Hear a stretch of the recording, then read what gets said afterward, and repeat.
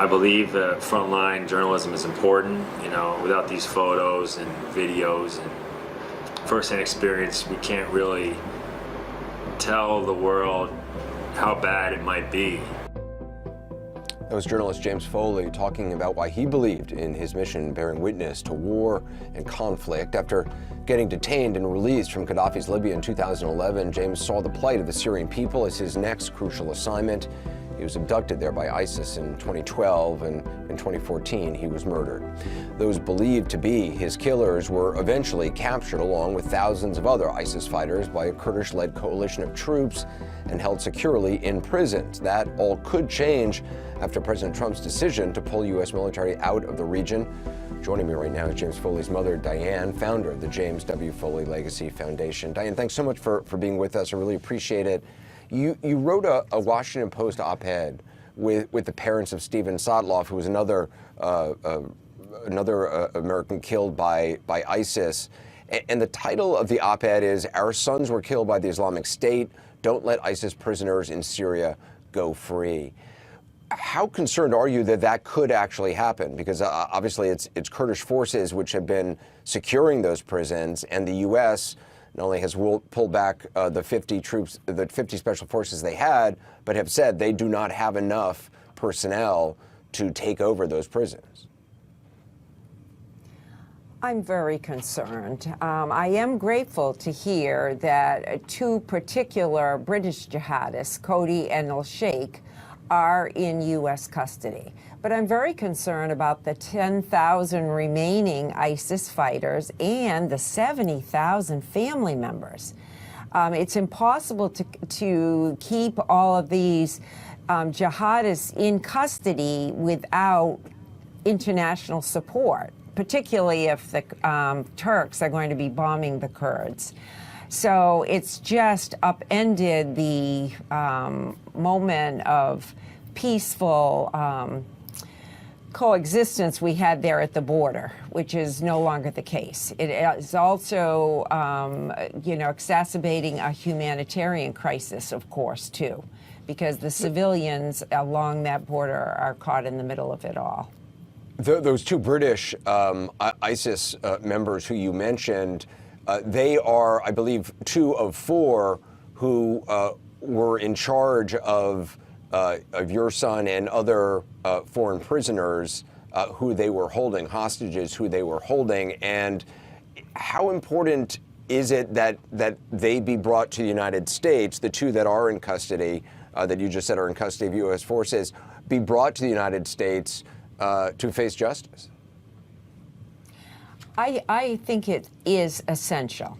Whenever our citizens are directly targeted and killed abroad, we must hold them accountable. I think it's essential, but I also feel it's part of a larger problem, that if these terrorist fighters escape, and if we do not find and contain the leadership, Abu al-Baghdadi, I fear that ISIS and the terrorists will regroup and be an international security threat again. Yeah, obviously, ISIS would very much like, 10,000 ISIS prisoners, that's a big fighting force that they would like to break out of those prisons. I understand you spoke to a representative or have heard from a representative from the National Security Council recently. Can you discuss what they told you?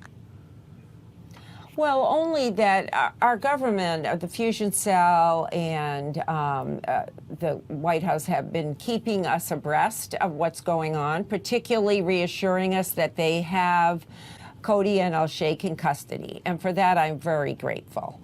But they've not been able to tell us much more. So I'm very concerned about us if we are abdicating our leadership role in terms of keeping this international coalition together, because ideally, I would love to see an international criminal court to address the human rights atrocities that have occurred in Syria. That is why Jim and Stephen were there. That's why they lost their lives. They wanted us to know what was happening in that country. So I hate us to abandon that the country and the people therein. Yeah, especially Kurdish forces. I mean, they as many as 10,000 or more. There have been as many as 10,000 casualties among Kurdish forces who have really been doing the bulk of the fighting on the ground. When I first spoke to you in 2014, after your son's death, you talked about his big heart, and I remember his passion for freedom of the press and freedom of people, and how he believed in the goodness of America. I'm wondering what you think about how he would react to where we are today, to what has been going on today. Well, he would want us to speak out for those who have suffered so much in Syria and the area, but also to let the world know that ISIS is still a very real threat.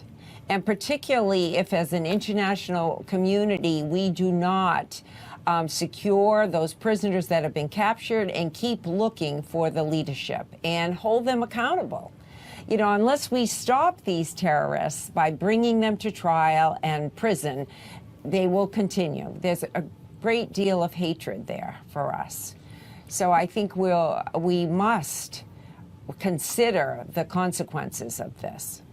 You founded the James W. Foley Legacy Foundation in honor of your son back in 2014. And at the time, I know you said that you hoped that Jim would live on through the foundation, that this would be part of his legacy.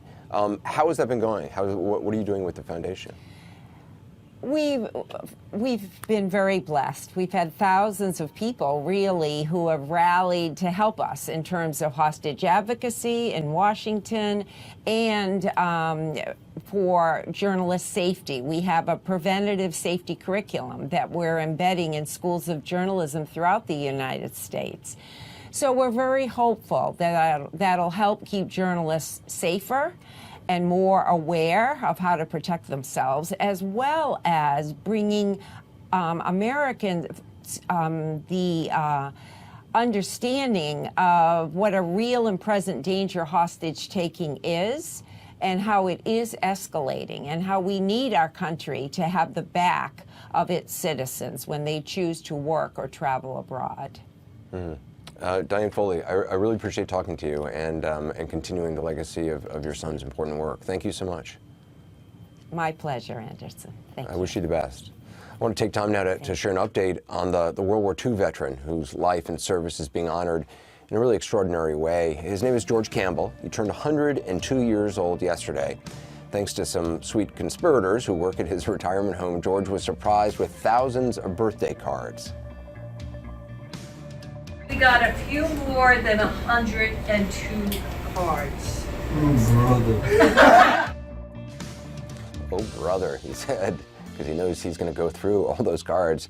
We showed you Wednesday how employees there, they'd posted George's photo on social media, that photo that you're seeing right there, with a note asking for one card for every year of his life. So that would be 102 cards, a lot to go through.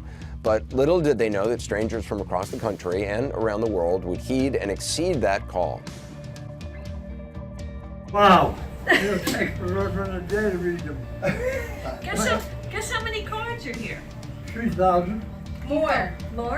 It's over what? I think we're almost at 5,000 cards. 5,000 cards. 4,700, and I haven't counted that in. I'm unable to answer them. More than 5,000 cards. I bet everybody will certainly forgive him for not responding directly to each card. George received an outpouring of love from admirers as far away as Scotland and Ireland and Germany, and no doubt he's going to have help in reading all those cards. Thousands of best wishes stamped with humble gratitude. And we hear the current card count has now passed 6,000. Even his town's mayor attended yesterday's celebration, awarding George a proclamation declaring October 10th, 2019 to be George A. Campbell Jr. Day. Well deserved. George, we hope your Centennial Plus 2 celebration was a blast and that you can be sure you'll always have a postmarked as a hero on the goods. That does it for Full Circle. We'll be back at 5 p.m. Eastern Time on Monday. Remember, you can stream the show anytime by going to CNN.com/Full Circle. Until then, tune to CNN at 8 p.m. for a special 2-hour edition of 360 Tonight. There is so much going on. Former U.S. ambassador, as you know, to Ukraine was deposed on Capitol Hill today. We're going to hear about her testimony, and I'll speak with one of the congressmen who was there